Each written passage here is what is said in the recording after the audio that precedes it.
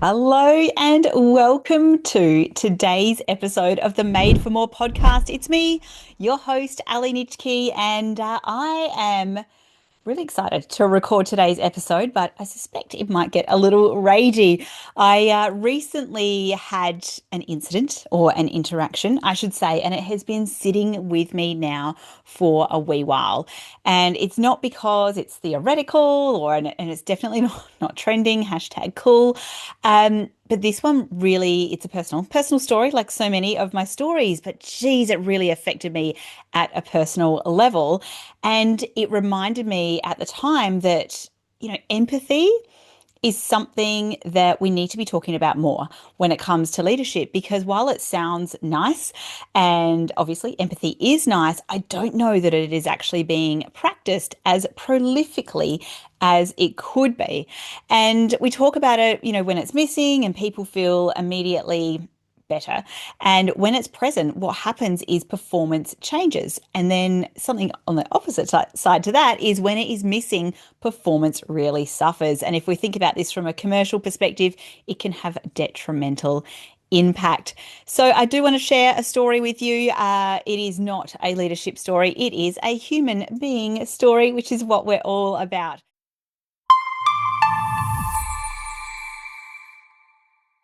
So, a couple of weeks ago, I took my son. As you know, I've got four of them. This one, he's 11. He had a very sore toe, and all my years of ballet, when I had a look at it, I thought, oh, this is looking a little bit suspicious. So off we went to the podiatrist. Never been before. He's really quite scared of hospitals and doctor surgeries and that kind of thing. So he was nervous. He was a bit unsure. And as we walked into the waiting room, he was doing that quiet observation that kids do when they're trying to work out whether they feel safe in a space or whether or not, or whether they should cut and run. He was already cross at me because I picked him up early from school and he was having fun. Worst mother ever. And what started to happen is, I noticed his demeanor started to shift a little bit. He was a bit wiggly. He was slinking down and sinking down into his chair, which is very much not like him at all. And when his name was called, that's when things started to go downhill, or my mama bear slash communication slash leadership little red flags were popping up. But what happened is the podiatrist didn't introduce herself at all to him, so only spoke to me, and I thought, this is not a good way to get someone on side. She only spoke to me. She didn't address him at all.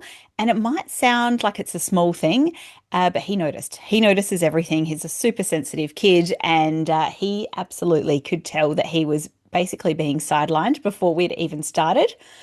And as we were going through the appointment, I was like, oh, we're here for this sore toe. And she was like, okay, cool. And ripped off his shoe and was stretching it and bending it.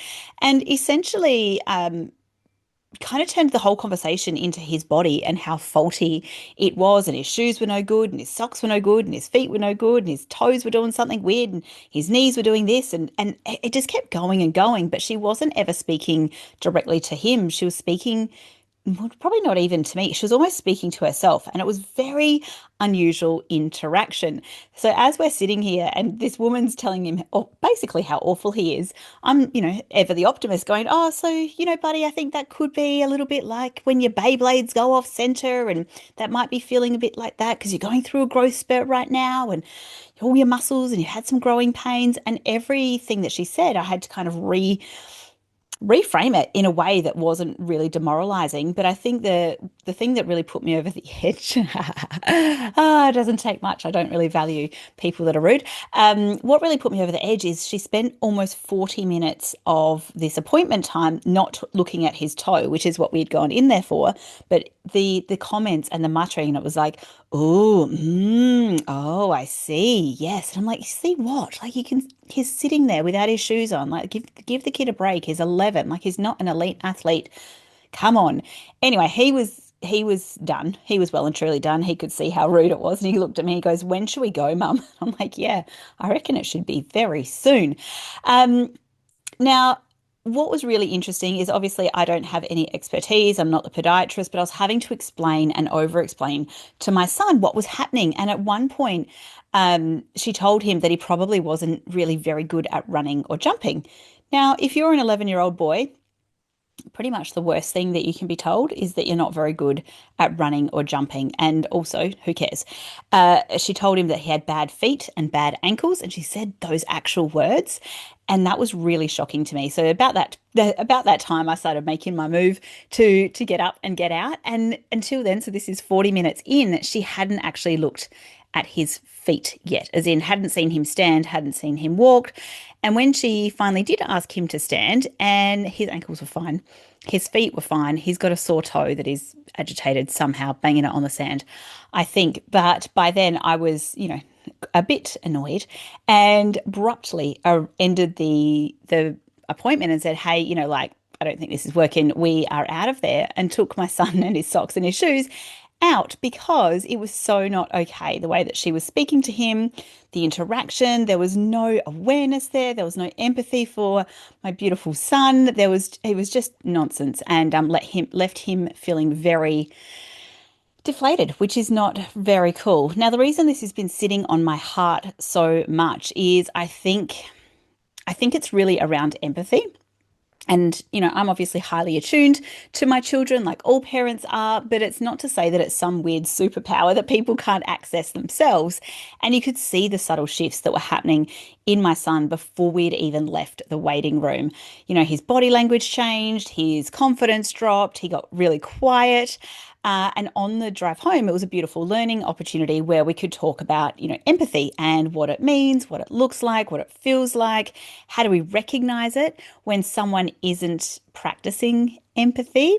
And also, I think role modeling the fact that I got up and left and took him with me, that we don't need to participate in any of those experiences that don't feel safe or respectful. There's also an amazing Brené Brown clip on empathy and sympathy. If you haven't been down that rabbit hole yet, I highly recommend you check it out. I'll put the link in the show notes, but you can just Google Brené Brown, empathy versus sympathy, I think is what I have done in the past to find it. And it's a really great learning tool to share with children on what empathy is versus what sympathy is, but how do we be better friends and better humans so that we can, be more connected. And by the end of the drive, I think he was feeling a little better, although not 100%. And I'm kicking myself as a parent that I didn't kind of jump in earlier. I was like, oh, we'll get there. I'm like, yeah, 40 minutes in, it is time to land the plane, my friend. But I can't undo that for him. So I'm really disappointed in myself with that. And it gave a really great opportunity to talk about empathy in a different way. And, it's not this abstract idea. It is something that happens every single day that we need to practice every single day.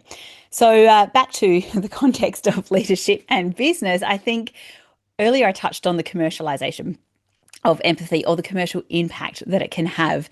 And for this specific example, obviously that business is lost to us forever. I've got 4 sons. It is highly likely we're going to end up at a podiatrist, I should say, multiple times across their childhoods, and across all the different kids. We will never, ever go back there. And unfortunately, it was like not a chain, but there are a few of them that were owned by the same place.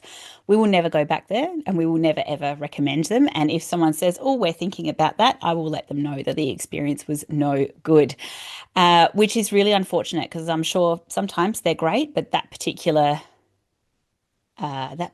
interaction was not good and has well and truly closed the door on that happening. And I think we want to be really thinking about, from a leadership perspective, is when empathy stops being like a nice to have and starts becoming this decisive piece. And it's happening more and more. And it's probably happening subtly in your team. It's probably happening subtly in your business and the decisions that you're making, because it's happening every single day. There will be those leaders who don't acknowledge someone. And they might think that they do, but perhaps they're not doing it in the right love language which I've spoken about before.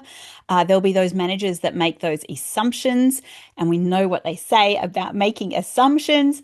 The feedback that could be delivered without context or care. Now, if you've been listening for a while or familiar with my body of work, you will know that the feedback sandwich is absolutely not okay anymore. Gone are the 80s and the feedback sandwich.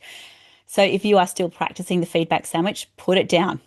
Put it down and find a different way to provide feedback. We've got heaps of resources on that. And I think, there's those conversations that happen about people and not with them. And this is a huge piece that's missing. I get called up all the time to say, hey, Ali, can you come and run this communication, courageous conversations workshop with our team? They're not getting along well. This thing has happened or this incident has happened, or can you come and run an exec alignment session? And I'll go, okay, well, have we talked to the people involved? And often the answer is no, we haven't yet. And there's a lot of talking about people and not much talking with people, which is very important. And guess what? People actually notice that. They disengage. They often disengage quietly. They stop offering up their ideas. They do the minimum. So the minimum that could possibly get them scraping over the line for their job, or they leave. And what I hear so often from, the leaders that I work with is the frustrations around their teams. And it's, I don't know why they're not motivated, and I don't know why performance is really dropping. I don't know why we're losing our good people. This is why.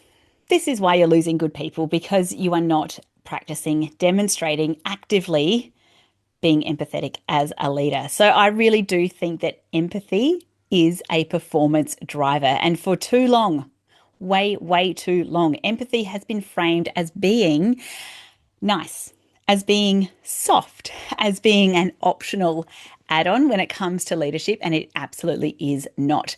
So empathy, it's not about lowering any of those standards. It's really about understanding the context while still expecting performance. And when people feel valued and when they feel understood and they bring more of themselves to work, they are more likely to take those risks. They're more likely to speak up. They're more likely to share their ideas, and they go that extra mile. So I really do think that empathy is one of the missing pieces for creating psychological safety in the workplace. It is the bedrock of innovation and accountability, which of course is so important right now. And there's actually a really interesting research piece. It's a Google's project on Aristotle. And it found that the highest performing teams, they weren't the ones with the smartest individuals. They were the ones that had the highest levels of psychological safety. And I think what that's really saying is that empathy was the glue in that situation. Now, there are a couple of big misconceptions, and one of the biggest misconceptions I see in leadership is the idea that empathy and accountability are opposites. Now, sit with that for a minute. Empathy and accountability are opposites. They are not. Mythbusters here. Empathy says, I see you, I hear you, and I still believe in your ability to deliver. That belief is really powerful fuel, especially when it's spoken out loud. If you've ever had a champion that's come your way and said, yeah, you can do that, when you've got that seed of doubt trickling in, or the itty bitty shitty committee that's telling you that you can't possibly do it, and someone says, hey, I reckon you could do that. I believe in you. I have faith in you. I think you will find that easy, or I think I will be here to support you the entire journey. All of a sudden, we're bolstered in that way. Now, I think it's really important to, as I mentioned, come and hear that out loud. So say that out loud as a leader. I think for your teams, when a leader says that to someone, it is wildly empowering. Because I've just thought of something that I wasn't planning on saying today. In my book, Grunt, Grit and Grace, the foreword is written by my old leader and mentor, DC. I've spoken about him before. And I asked him to write the foreword. So he used to be my leader back in, I want to say like 2005, 2000, how do you say that? 2005. And just something that he said to me, years and years ago, so that's over 20 over 20 years ago now, I've just realized. Hey, DC, was, he had a lot of belief in me, and that really was the linchpin and the foundation that allowed me to be successful in my leadership journey. So, having and being the leader that believes in others can be the catalyst for their success, which is amazing.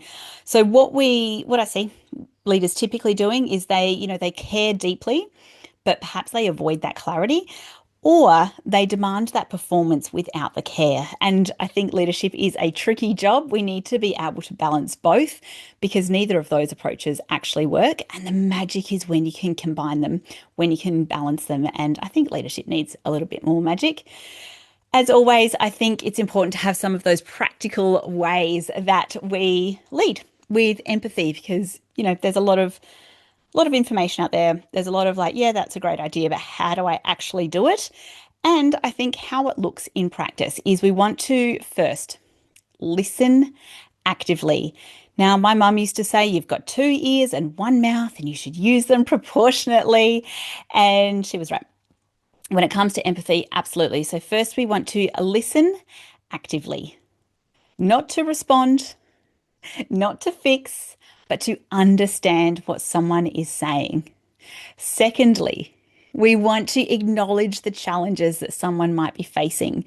And here is a tidbit of advice. As a leader, you don't actually have to solve everything. That is not your job, to have all of the answers and solve all of the problems, but simply recognizing some of that, recognizing that stress that could be part of the challenge, that starts to build trust if you're able to demonstrate the empathy for that. And the third one is really around tailoring that support. So empathy is not a one size fits all. Different people in your team will have different capacities. They'll have different styles. They'll have different personalities. Goodness me, wouldn't leadership be easy if everyone was the same? But empathy is not a one size fits all. So you do need to tweak it depending on who you are talking to, because different people need different types of encouragement, different types of support. Some need hard love, some need soft love, some just need you to listen and not do anything at all. And I think for leaders, where they often default is that it's what they actually want instead of what the other person needs. And this is a bit tricky, right? You need to do what's what the other person needs. There is a fourth one here, is we want to really pair that care with clarity. So are you being clear in what the expectations are? Are you being clear with what the role is, what your role is, what you need from them? And empathy without expectations, it just kind of drifts around. It's a bit wishy-washy, as we would say. And expectations without empathy, it really fractures that relationship as well. So when I see this starting to come together, that's when the real leadership maturity starts to show, which is a wonderful thing. So when it comes to empathy, it's not about being soft. It is about being human and using that humanity to drive the results that you're after. In 2026 and beyond, the leaders who really thrive will be the ones who stop seeing empathy as an optional extra, and they'll see it as a competitive advantage, because when empathy really fuels that performance, then everybody wins: the people, the culture, you as the leader, and the business. And I think that is such an important piece to really think about, is the commercialization, the performance, and also the human side of empathy. So if this episode resonated with you, I'd love you to take just a moment to reflect on one little wee question, and that is, where might a lack of empathy be costing you performance? Where might a lack of empathy be costing you performance? And what could change if you paired that with Claire and clarity, care and clarity, just a little bit more intention as well. As always, thanks for joining me today on the podcast. If you liked it, share it. If you loved it, tell your friends. If you are also interested in some support resources, we do have some free, amazing resources. Head over to the website, madeformore.com.au/resources. There's a bunch in there, including a guide on overcoming imposter syndrome, which I think is really cool. Until next week, bye now.